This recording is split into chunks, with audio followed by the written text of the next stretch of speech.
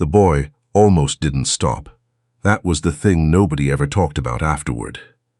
How close it came to being nothing. How Sammy had been in a hurry that morning, cutting through the back lot of the old Hargrove Mill storage yard the way he always did when he was late, head down, sneakers slapping the cracked asphalt, thinking about nothing except whether Mrs. Pendleton would mark him tardy again. He was 11 years old, small for his age, with a gap between his front teeth and a habit of chewing the drawstring of his hoodie when he was nervous. His grandmother had patched the left elbow of that hoodie twice already. He knew better than to ask for a new one. He almost didn't stop, but something made him slow down near the far edge of the lot, where 3 junked delivery trucks sat rusting behind a chain-link fence somebody had long since cut open. He didn't hear anything at first, just the wind moving through the weeds, and somewhere above him a pigeon doing its half-hearted morning complaint. Then he heard it, low, muffled, like a person trying to say something through a closed door. Sammy stopped walking. He stood there for a moment, the kind of moment where a kid has to decide whether to be smart or brave, and those two things are almost never the same thing. He pushed through the gap in the fence. The sound was coming from the middle truck, an old white panel van with no wheels, sitting low on cinder blocks, its rear doors secured with a padlock that had already been forced open and left dangling. The noise was coming from inside. Sammy reached out, fingers cold, and pulled the handle. The man inside blinked up at him like he couldn't quite believe what he was seeing. He was big, or had been, once. Now he was folded into the back of that van with his hands zip-tied behind him and his feet bound with electrical cable and a strip of duct tape across his mouth. His left eye was swollen nearly shut. His shirt, which might have been expensive once, was torn at the collar and soaked through at the shoulder. Sammy didn't run.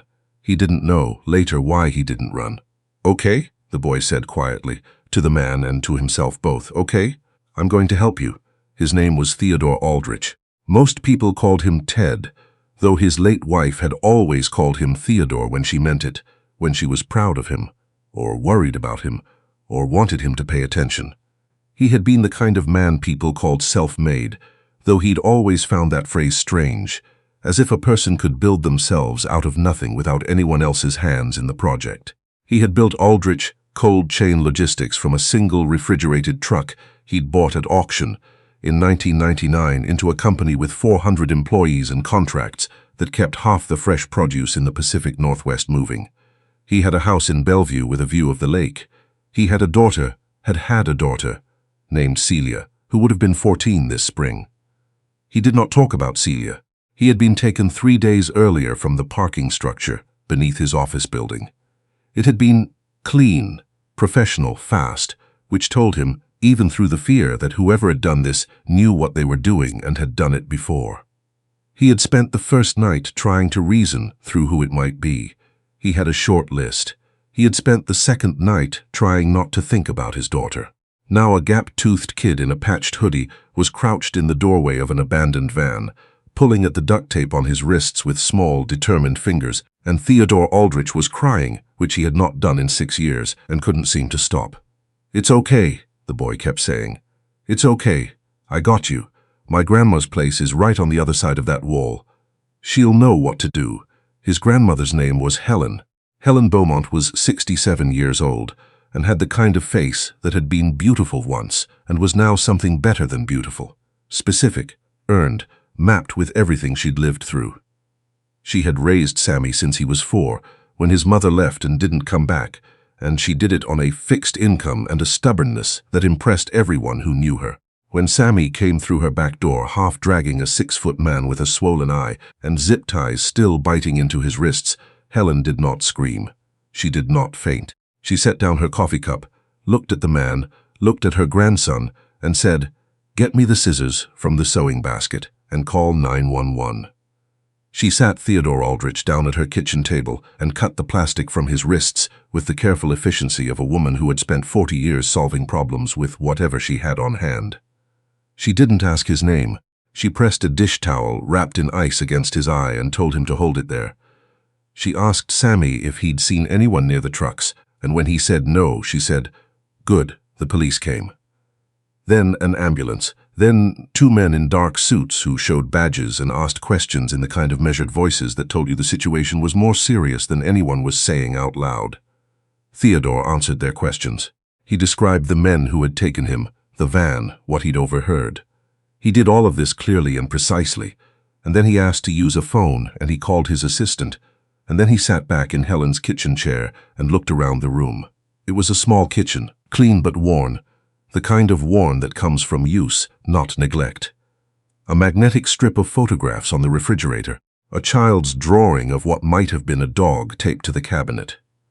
A half-finished puzzle on the table by the window, the kind of 1,000-piece puzzle that gets worked on in 15-minute increments over the course of a month. On the counter by the sink, between a chipped rooster figurine and a stack of library books, was a school photo of Sammy, gap-toothed and serious in a collar that looked like someone had just straightened it. Theodore looked at it for a long time. "He yours?" he asked Helen, who was washing the scissors at the sink with her back to him. "My daughter's," she said. "I've had him since he was small." Theodore nodded. He looked back at the photograph. He thought about Celia. He thought about the way she used to make him read the same picture book 4 times in a row when she was little, and how he'd complained about it, and how he would give up everything he'd built to read it one more time. He said, "I'd like to thank him properly, if that's all right." Helen turned around and looked at him with the particular measuring look of a woman who has learned, over a long life, to take the temperature of a stranger quickly and accurately. "Sammy doesn't need anything," she said. "He did what anyone should do." "I know," Theodore said. "That's why I want to thank him." He sent a car 3 days later. Helen almost didn't let Sammy get in it, but the boy begged, and she trusted the look she'd taken of the man at her table, and she went with him. They had lunch at a restaurant where the menus had no prices, and the waiter called Sammy young sir, without a trace of irony, which made Sammy sit up a little straighter in a way that made Helen's heart pull sideways. Theodore asked Sammy questions and actually listened to the answers. He asked what he liked in school, history, not math, what he wanted to be. He didn't know yet, but maybe something with engines, whether he had a library card. Yes, whether he used it. Sometimes. He asked about the school Sammy went to, and Sammy said it was okay, and Helen said it was underfunded and overcrowded, but you worked with what you had, and Theodore wrote something down on the inside of his jacket pocket and moved on. He did not make promises at the table. He didn't say, "I'm going to change your life," or "You have no idea what's coming," or any of the things a man in his position might have been expected to say. He just asked questions and listened, and at the end of the meal shook Sammy's hand like he meant it. In the car on the way home, Sammy said, "He's sad about something." Helen looked out the window. "Yes," she said, "he is." "What?" "I don't know, but you can always tell when someone's carrying something heavy." Sammy thought about that for a while. Then he said, "He kept looking at me like he knew me from somewhere." Helen said nothing, but she had noticed it too. Theodore had a photograph in his office. It sat on the far corner of his desk, turned slightly away from visitors so that it wasn't the first thing they saw, which was intentional. He wasn't the kind of man who wanted to explain it to people. He didn't want to watch their faces go careful and soft. He had learned that grief made other people uncomfortable in a way that felt, perversely, like an imposition on them. The photograph was of a little girl, 4 years old, standing in front of a carousel in Portland. She was wearing a yellow raincoat and holding a paper boat she had made herself. She was squinting at the camera because the sun was in her eyes, and even squinting she was luminous. The way certain people are, the way you can never explain to someone who didn't see it. Her name was Celia. She had disappeared 10 years ago from the parking lot of a grocery store in 45 seconds while Theodore was getting a cart. He had turned around and she was gone. Just gone. The way things happen in nightmares, where the rules of the world stop applying, and you're left standing in ordinary fluorescent light trying to understand that something impossible has just become real. They never found her. They never found anything. After 2 years, the detective assigned to the case told him gently that the trail had gone cold, and Theodore had looked at the man and felt something go very quiet inside him, the way a room goes quiet when the last person leaves it. He had thrown himself into work. He had built something. He had not let himself grieve properly, which he knew, in the way you know things you can't afford to act on. He had also, in the years since, funded 3 child advocacy organizations, and quietly paid for 4 private search efforts that went nowhere. He had never stopped. He just couldn't talk about it. The first strange thing happened 6 weeks after the lunch. Theodore had done what he'd said he wouldn't, or rather what he hadn't said, which amounted to the same thing. He had quietly arranged for the elementary school Sammy attended to receive a facilities grant through one of his foundation's educational arms, the kind that had no strings and no public announcement. He had asked his assistant to arrange, discreetly, for a tutoring program to be made available to Sammy after school, framed as a scholarship program so the boy wouldn't feel singled out. He had also, without quite admitting to himself that he was doing it, started driving past Helen's neighborhood on his way home from the office. Not every day, just sometimes. The first strange thing was this. He had been looking for a photograph, a formal one, for a foundation donor dinner, and had pulled out a box of old files, and inside the box, tucked between 2 folders, was a drawing Celia had made when she was 3. Just a yellow crayon sun in the corner, and 2 stick figures holding hands. He had sat there on the floor of his study for a long time looking at it. Then he had gone to pick up the photograph he'd needed, and on the way out of the house he had passed the hall mirror. And he had stopped. He was not a superstitious man. He did not believe in signs or fate or the universe arranging things. He was an operations man. He believed in logistics, cause and effect, the demonstrable. But standing in front of his hall mirror, he thought about the way Sammy sat, very still, with his chin slightly lifted, like he was always listening for something. He thought about the way the boy's left eyebrow rose slightly higher than the right when he was skeptical, which was a habit that Theodore's late wife used to say Celia had, that one high eyebrow. He told himself he was being ridiculous. He went to the dinner. He couldn't stop thinking about it. Helen noticed things too, though she would not have said so to anyone. She was not a woman given to magical thinking. She had been a practical woman her whole life because she'd had to be, because there was nobody else to be practical when the pipes froze or the bills came due, or a daughter made choices that couldn't be undone. But there were moments with Sammy that gave her pause. Small things, the way he sometimes hummed a song none of them had taught him and couldn't name when she asked. The way he had always been inexplicably afraid of parking structures. Not garages, specifically, but multi-level parking structures, the kind with the low ceilings and the yellow striped columns. She had assumed it was claustrophobia. She'd never pushed it. He also had a mark, just a small one, a silvery crescent behind his left ear, where the pediatrician had said the skin had healed oddly from what looked like an old cut. Helen had asked where it came from, and Sammy had looked at her blankly, because he was 4 when she got him and the paperwork had been incomplete at best. She kept these things in a small compartment in her mind and did not look at them directly. Until the night Sammy came home from the tutoring program, 6 weeks in, doing well, genuinely flourishing in the way kids do when someone bothers to teach them properly, and said without preamble, "Mr. Aldrich has a picture of a little girl on his desk. He showed me today." He said her name was Celia. Helen set down what she was doing. He took me to his office after tutoring to show me the model trucks from when he started the company. And I saw the picture and I asked who it was. Sammy paused. He got really quiet and then he told me. He said she was his daughter and that she'd been missing for a long time. Helen waited. "Grandma," Sammy said, "I think I've seen that little girl before, in a dream or something. I don't know. It sounds stupid." "It doesn't sound stupid," Helen said carefully. "The yellow raincoat," he said. "She's wearing a yellow raincoat in the picture, and I've had this dream since I was little about a girl in a yellow raincoat. I never told you because I thought it was just a dream." Helen sat down. She sat down at the kitchen table and looked at her grandson, this boy she had loved completely and without reservation since the day he came to her, and she felt the ground do something strange and slow beneath her feet. She said quietly, "Sammy, there's something I need to tell you about when you came to us." She told him what she knew, which was not much, but was more than she had ever said aloud. His mother, her daughter, had found him, or said she had. She had come home one night with a 4-year-old boy she claimed was the child of a friend who had gotten into trouble, and said she was keeping him. Helen had asked questions and not gotten answers, and 3 weeks later, her daughter had left, and the boy had stayed, and Helen had spent the years since doing what you do. which is loving the child in front of you and not looking too hard at the holes in the story. She had never known his original name. She had called him Samuel, Sammy, because it was the name of her own grandfather and it suited him, and he had taken to it like he'd always had it. She had told herself, over the years, that whatever had come before didn't matter, that he was here and she loved him, and that was the whole story. Now she sat across from him at the kitchen table and watched his face as she told him this, and she understood, for the first time and with a clarity that frightened her, that a story with holes in it is not a finished story.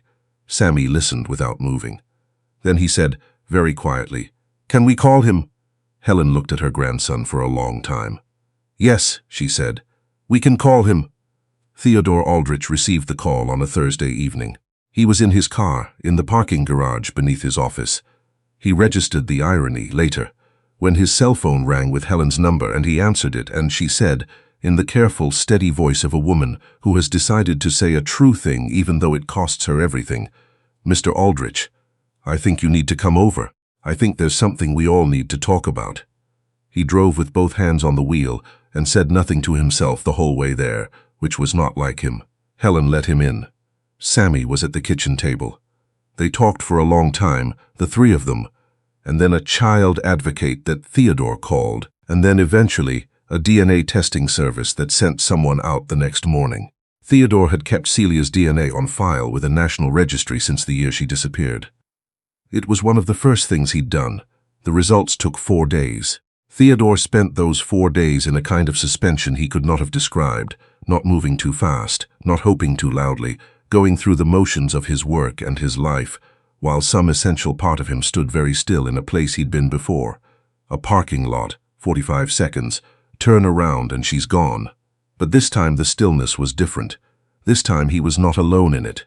Sammy called him on the second night, just to talk, which was something the boy had started doing since the tutoring began. These brief evening calls that meandered through topics, history facts, engine questions, a book he was reading.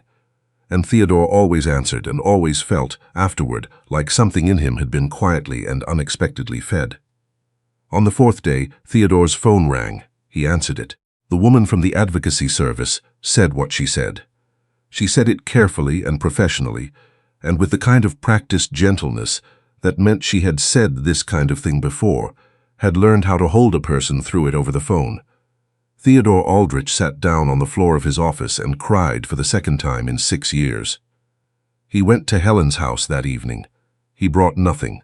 He hadn't thought to bring anything.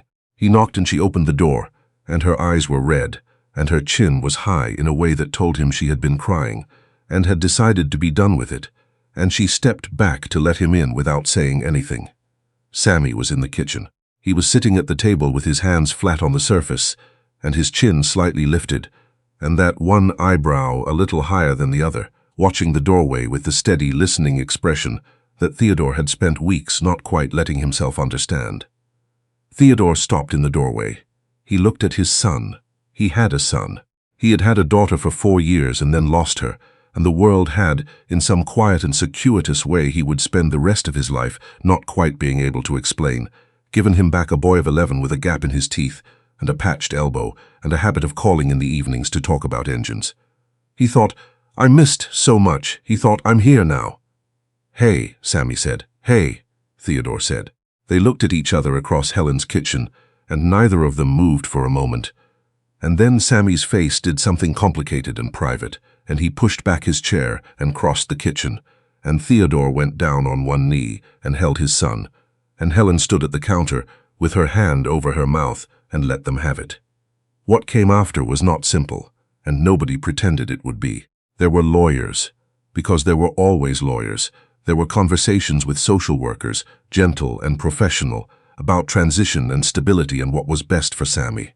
There were nights when Sammy cried without knowing why, which Helen sat through the way she had sat through everything, quietly, present, her hand on his back, saying nothing until there was something, and take over.